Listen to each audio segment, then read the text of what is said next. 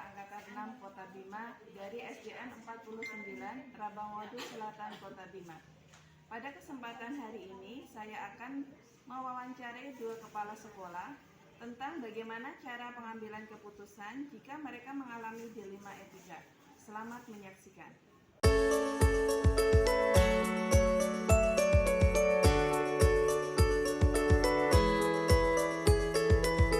Warahmatullahi wabarakatuh. Mohon maaf Bapak mengganggu sebentar.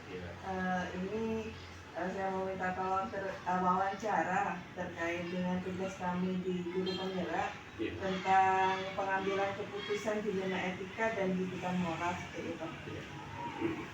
Begini Bapak, di sekolah ini, selama ini Bapak sudah berapa tahun Bapak di sini? Hampir 3 tahun. Oh iya, hampir 3 tahun di sekolah ini. Bagaimana Bapak dapat mengidentifikasi kasus dengan kondisi yang ini dilema etika? Yang pertama, saya biasanya melihat dulu apa yang dilakukan oleh guru pada siswanya.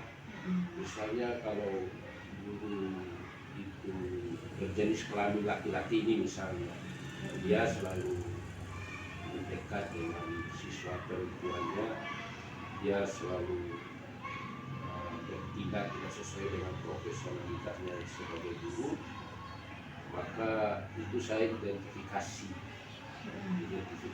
dia, lantas saya panggil dia untuk dibina. Tetapi kalau dia itu bertindak di luar jangkauan saya, misalnya dia bertindak di luar sana, bertindak pada siswanya, misalnya dia bawa siswanya di luar sana, di luar sekolah. Ya, di luar sekolah, ada kegiatan-kegiatan di luar sekolah, terus dia bertindak tidak sesuai dengan etika moral yang ada, saya panggil juga untuk diberikan teguran bisa. Baru jika dia tidak juga ini, baru teguran tertulis. Nah, jika kedua hal itu dia tidak juga mengindahkan, maka saya bina lagi agar tidak terjadi hal-hal yang besar. Misalnya ada tindakan yang luar biasa dari dina, pengumuman pangkat, penghinaan, pemecatan dan sebagainya. Itu tindakan yang dilakukan oleh kepala sekolah. Secara regulasi seperti itu Bapak ya? Iya. Ya. Selanjutnya ini Pak, untuk menjalankan pengambilan keputusan kan terkadang kita punya dilema etika ya Pak ya. Kadang ada rasa kasihan, tapi di satu sisi peraturan itu harus ditegakkan secara regulasi, dia salah seperti itu. Bagaimana Bapak menghadapi hal yang seperti itu tuh? Makanya kepala sekolah itu harus bijak dalam hal ini adalah mengeliminasi atau meminimalisir hal-hal yang sudah diketahui oleh kepala sekolah, jangan sampai tersebar dulu ke guru yang lain. Ya, misalnya dia melakukan hal itu, ya ini dulu oleh kepala sekolah. Adapun hal yang diketahui oleh guru itu yang terpenting sudah ditindak oleh kepala sekolah, karena memang zaman ini kan informasinya cepat dan luas. Lantas karena sesuai dengan peraturan, memang kepala sekolah itu harus bertindak, ya bertindak se-efektif mungkin agar yang bersangkutan tidak melakukan hal itu, misalnya hal yang bertindak di luar batas dia sebagai guru, atau bertindak tidak sesuai dengan disiplin atau tidak sesuai dengan moral guru, tapi harus ditindak dulu sang guru itu. Adapun hal-hal yang misalnya hukuman dan sebagainya, itu dilema bagi kepala sekolah. Makanya kepala sekolahnya itu harus memberi dulu pembinaannya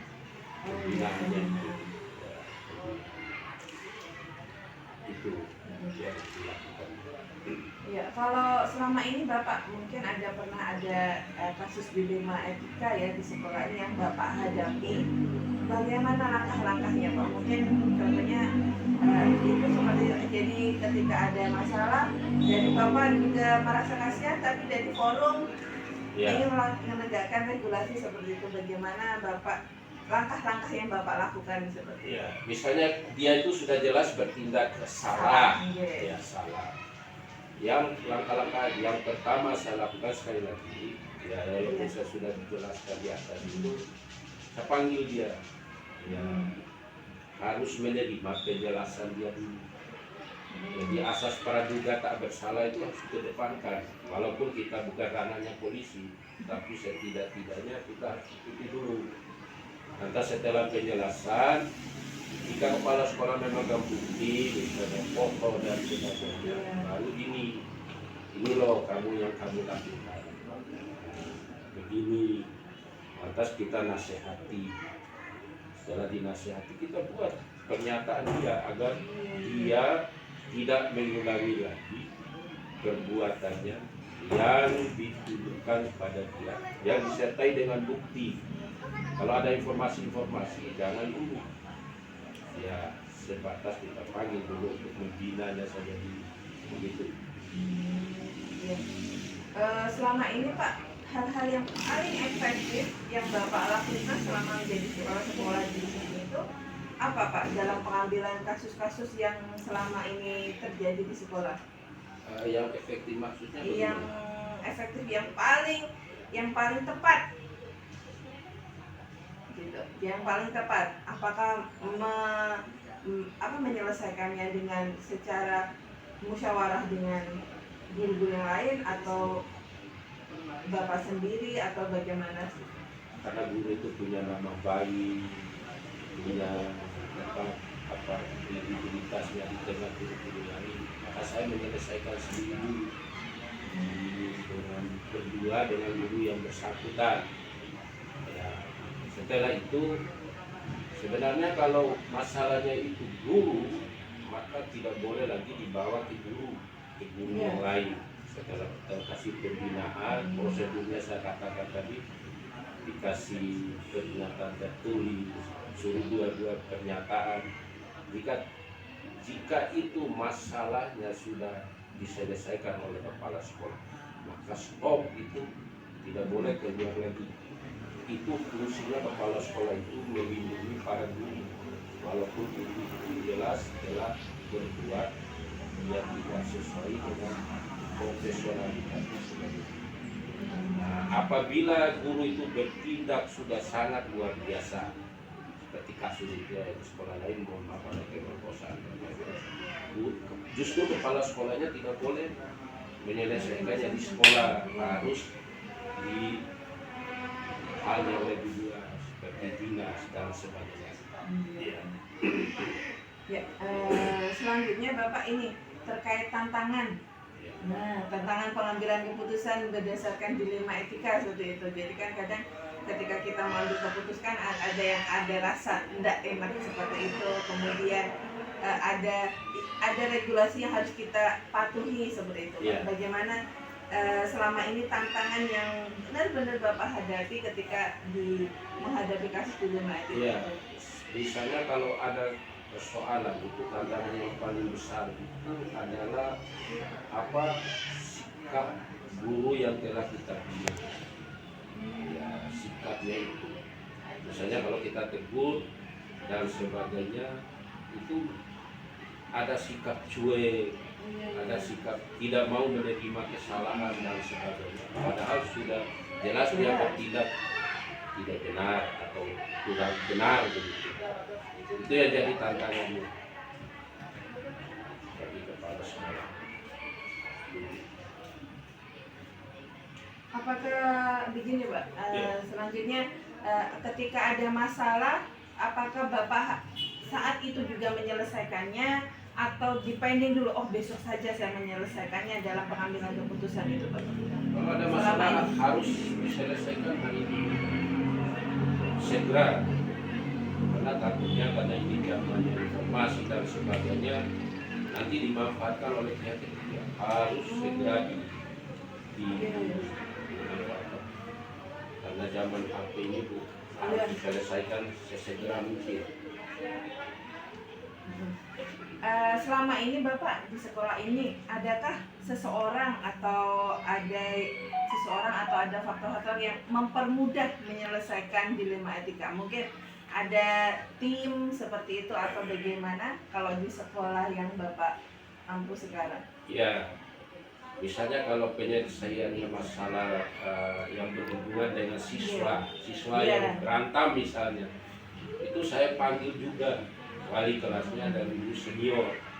Ya, tujuannya di situ saya menanyakan ini siapa orang tuanya, di mana rumah tempat tinggalnya, apa yang terjadi dan sebagainya dan sebagainya. Agar masalah itu bisa terselesaikan dengan sebaik-baiknya. Begitu.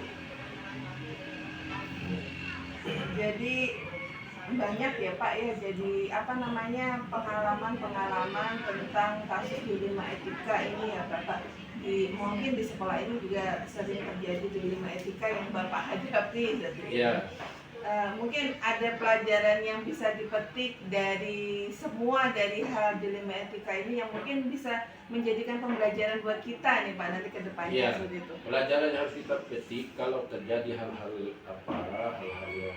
dilema moral itu seharusnya dan seluruhnya ini kita harus dalam bahasa agama itu muhasabah, itu selalu mengkoreksi, bukan saja mengkoreksi orang yang berbuat itu atau yang terlibat langsung itu.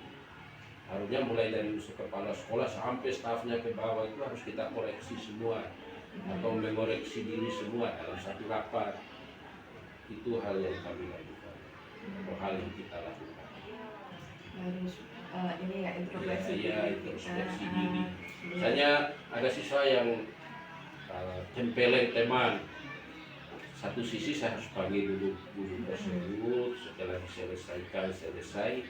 Jadi dalam waktu rapat kita harus mengkoreksi diri kepala sekolahnya dan membawa kepada seluruh guru agar jangan melakukan hal seperti itu yang telah dilakukan oleh oknum guru tadi, begitu. Mungkin itu saja Bapak. Ya. Terima kasih banyak atas Sama-sama. waktunya. Semoga ini bermanfaat buat saya pribadi. Terima kasih Pak. Assalamualaikum warahmatullahi Waalaikumsalam wabarakatuh. warahmatullahi wabarakatuh.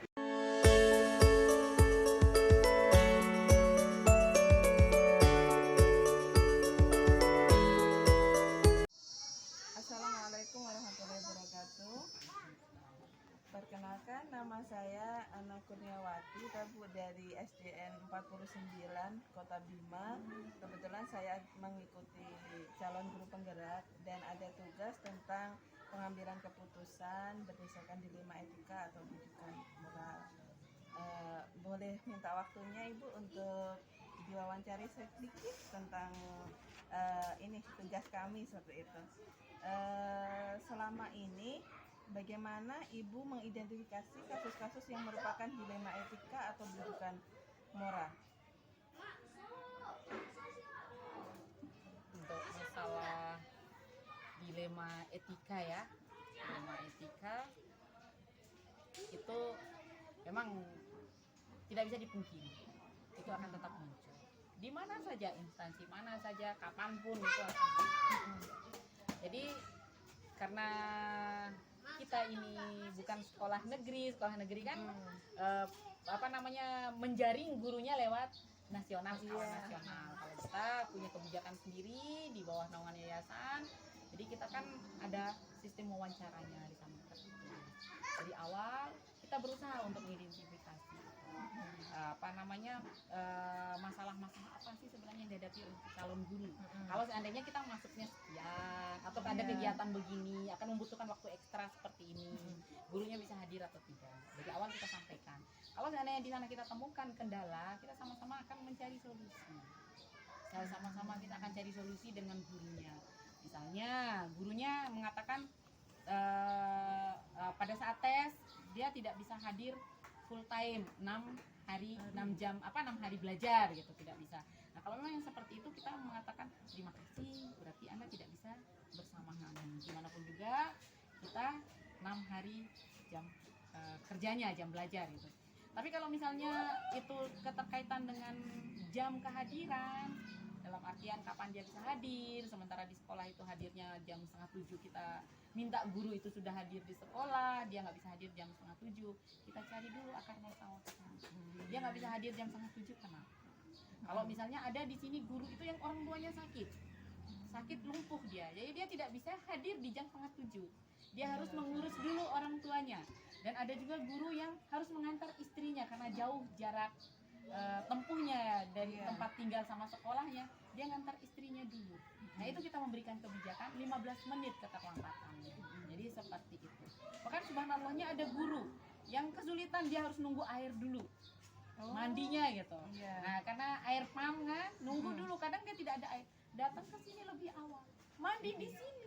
Nah itu jadi itulah kita sama-sama mencari solusi yang terbaik gitu, untuk menghasilkan mutu yang terbaik. Nah, selama ini bagaimana Ibu menjalankan pengambilan keputusan di sekolah, terutama kasus-kasus di mana sama-sama mengandung dilema etika seperti itu. Jadi ada sama-sama benar. Seperti itu bagaimana, Bu? Kalau untuk sama-sama benar, kita akan musyawarahkan bersama, kita cari kerucutkan masalahnya seperti apa. Kita cari dikerucutkan, dibuatkan semacam piramida. Mana masalah ini yang sekira-kira yang lebih urgen, yang lebih penting, yang lebih besar kebutuhannya untuk kepentingan sekolah, untuk kepentingan anak didik. Dimanapun juga karena anak-anak ini kan adalah amanah. Kita buat seperti itu, kita buat skalanya, kita buat diagramnya. Yang mana yang lebih dibutuhkan, yang lebih urgen itu yang mana? Itulah yang akan diprioritaskan. Skala prioritas. Ada skala prioritasnya. Iya, selanjutnya kalau langkah-langkahnya selama ini kalau mengalami dilema etika itu bagaimana, Bu? Maksudnya cara mengatasi, saat ini saya mengalami kasus dilema etika. Bagaimana langkah-langkahnya yang paling efektif di sekolah ini seperti itu? Kalau misalnya kan dilema etikanya, apakah dilema etikanya antar internal guru, tenaga pendidik, atau ya dilema etikanya sama murid, orang tua murid gitu kan. Nah itu kalau misalnya di dalam internal sekolah sama tenaga pengajar gitu, sama guru-guru itu ya kita kumpulkan. Tetap kita mengutamakan asas musyawarah mufakat. Kita utamakan yang itu. Kita cari akar masalahnya lagi, tetap seperti itu. Karena gimana pun juga kita tidak bisa mengabaikan mereka gitu. Kalau seandainya kita serta merta harus begini, kita juga kan kasihan. Ada batas toleransinya. Jadi kita tidak kebablasan juga memberikan seret harus begitu, tidak. Tapi ada batas-batas toleransi yang kita berikan. Tapi kalau misalnya sama orang tua murid masalahnya gitu, ada mungkin orang tua murid yang tidak puas, tetap ada. Orang tua murid yang tidak puas terhadap cara mengajar. Hal-hal apa saja yang selama ini Ibu anggap efektif untuk mengambil keputusan pada kasus-kasus dilema etika seperti itu? Yang paling efektif ya. Kalau yang pasti saya tidak akan mengambil keputusan itu secara sepihak ya. Sebenarnya kalau untuk itu kita punya hak, boleh sebenarnya, tapi kan kita juga harus memikirkan yang lainnya. Jadi tetap kita akan lewat musyawarah mufakat. Kita kalau memang itu berhubungan dengan personal, ya kita tanyakan ke personalnya, kenapa, ada masalah apa. Kalau memang ada masalah keluarga yang melatar belakangi, kita berusaha untuk mencarikan solusi. Itu masalah anunya. Salah satu cara kita untuk menyelesaikan masalah-masalah gitu. Kalaupun misalnya masalahnya dengan orang tua murid, tapi selama ini alhamdulillah belum bisa dikatakan belum ada ya kasus yang besar gitu. Itu kita komunikasikan dengan orang tua. Kita tidak menutup kemungkinan. Kita tidak pernah mengkat masalah itu. Jadi orang tua murid juga kita menganggap kalau misalnya ada orang tua murid yang ada masalah datang ke kita ngadukan masalahnya, justru kita berterima kasih sebenarnya. Karena kan itu untuk membangun kan ke depan itu. Justru kita ya kan lebih besar dengan hal-hal yang seperti itu. Jadi tetap kita bahas, kita selesaikan secara masalahnya secara kekeluargaan, secara intern dan kekeluargaan. Dan alhamdulillah selama ini masalah itu tidak pernah keluar dari areal sekolah. Itu selama ini. Iya, iya, iya. Terus selama ini dalam mengatasi kasus dilema etika itu ada nggak tantangan yang benar-benar menantang ketika mengambil keputusan pada kasus tersebut begitu? Kalau untuk dilema etika ya pasti. Mm-mm. Namanya kita hidup, semua Iya. mempunyai masalah dan masalah orang berbeda-beda. Nah itulah tantangannya. Di saat kita menemukan masalah di dalam ruang kita, di lingkup kita itu mungkin ada masalah guru yang anaknya selalu saja sakit sehingga kelas ini terbengkalai. Mm-mm. Otomatis itu, apalagi kita masih sekolah kecil, sekolah baru yang jumlah gurunya terbatas. Nah itu dilema. Di saat dia tidak masuk, siapakah yang akan menggantikan? Mm-mm. Nah itu kan harus kita pikirkan Iya. semua gitu. Nah itu dilema-dilema seperti itulah yang harus kita yang sering muncul gitu, di sini gitu. Sehingga pada saat kekosongan guru yang misalnya kelasnya siapa yang bisa menggantikan gitu. Nah pada saat itu saya yang akan mengambil alih kelas. Ya Ibu, untuk pertanyaan yang terakhir ini terkait dengan pembelajaran apa yang Ibu bisa petik dari pengalaman Ibu selama menghadapi pengambilan keputusan dengan dilema etika seperti itu? Yang bisa kita petik dari hal-hal seperti itu bahwa kita harus pandai-pandai mengambil keputusan berdasarkan skala prioritas dan kita mengenyampingkan apapun itu dalam bentuk baik itu bentuk perasaan segala macam itu kita kesampingkan. Jadi skala prioritas kita utamakan, tapi tetap kita memperhatikan keadaan, situasi dan keadaannya. Sikonnya tetap kita lihat, gimana perasaan guru dan sebagainya kita pertimbangkan. Tapi itu tadi skala prioritas, kepentingan bersama, kepentingan sekolah, terutama untuk kelancaran proses belajar mengajar itu harus di atas segala-galanya. Itulah yang bisa saya ambil hikmahnya. Oh, iya. Mungkin itu saja Ibu, terima kasih banyak atas waktunya. Semoga ini bisa memberikan saya juga pengalaman terkait dengan bagaimana mengambil keputusan berdasarkan skala prioritas dan